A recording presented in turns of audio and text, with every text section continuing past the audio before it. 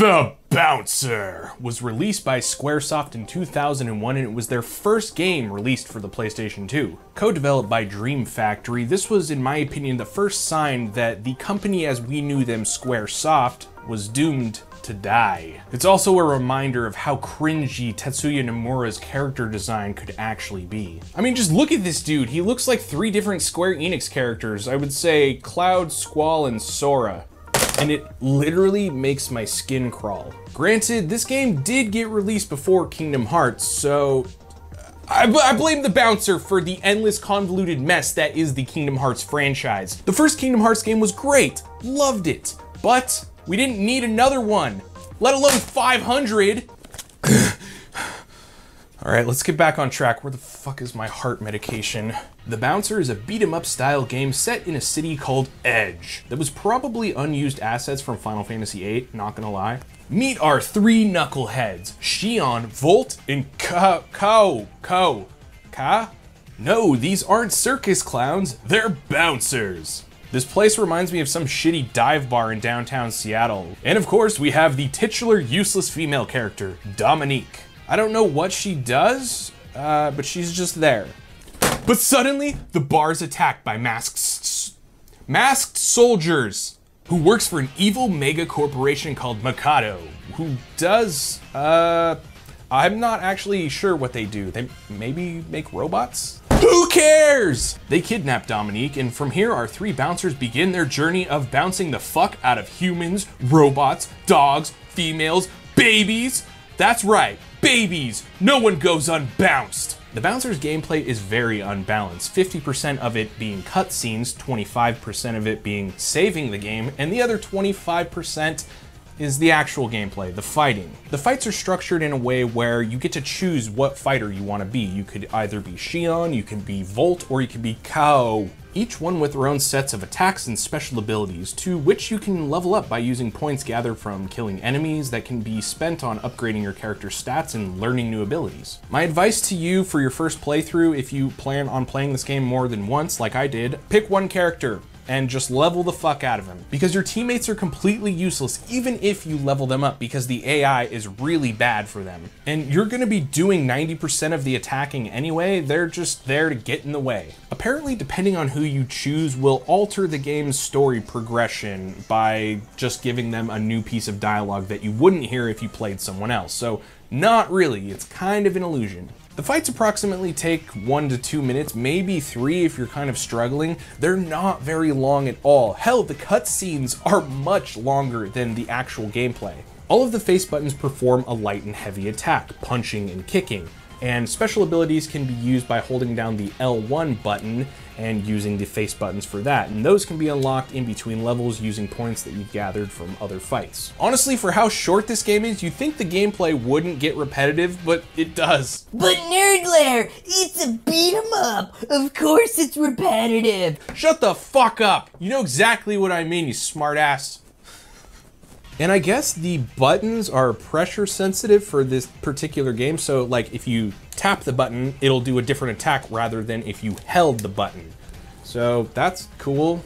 They also went with a weird choice of using ragdoll physics because that's a thing. So yeah, let's put it in there because it's real. But really, it's completely hilarious, and I laughed every single time that I got smacked around. And I shouldn't be laughing at my main character for getting his ass kicked, but it's so funny. And as we progress further into the game, we're introduced to more characters, such as Mugatsu, a skilled soldier driven insane by experiments. That's all the backstory we get. A very, very 2000s looking woman named Echidna.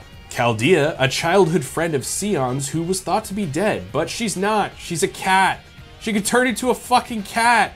A cat that I can't see because this game's color palette is blackness. That's another thing. This game is way too fucking dark. Like, could they up the brightness just slightly? There's not even options to change that within the game's menu system. I can't see what I'm fucking doing! And of course, our main antagonist, Doragon Mikato, a one-dimensional anime villain who wants to blow up the city with a rocket. And he has little sis issues. He loves his baby sister. Maybe a little too much.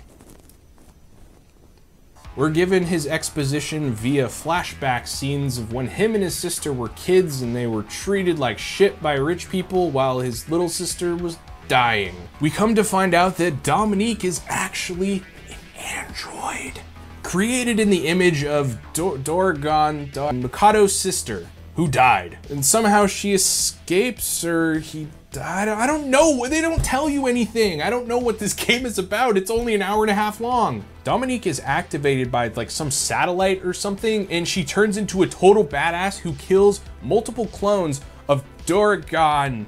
These names suck. I'm sorry. I'm gonna say them wrong every time, and I have them written right here. After saving the boys, they take a shuttlecraft thing to the rocket to stop it from destroying the city. This sounds so stupid. Just so we're clear, there are boss fights in this game. I don't care to talk about them because they're literally no different from any other fight within the game. Now, depending on who you chose for the last fight in the game will determine the ending that you get, and the game still ends the same no matter who you chose throughout the game, but the last cutscene is determined by who you picked for the last fight. So that's kind of cool, but not really, because all of the endings suck and don't do anything to give you any more to this story that is non-existent. And there's a post-credit scene too. Yeah, go figure. In a pre-Marvel Cinematic Universe, we get fucking post-credit scenes in a bouncer game. And it's basically a short clip of how Sion met Dominique. She was sitting there on the road like a fucking hobo, and he was kind of rude to her. And that's it. Like I said, this game is extremely short. You could beat it in probably an hour and a half, maybe 2 hours if you're kind of struggling, but I doubt you will. Honestly, there's really only about 30 minutes of actual gameplay, so what are you gonna do?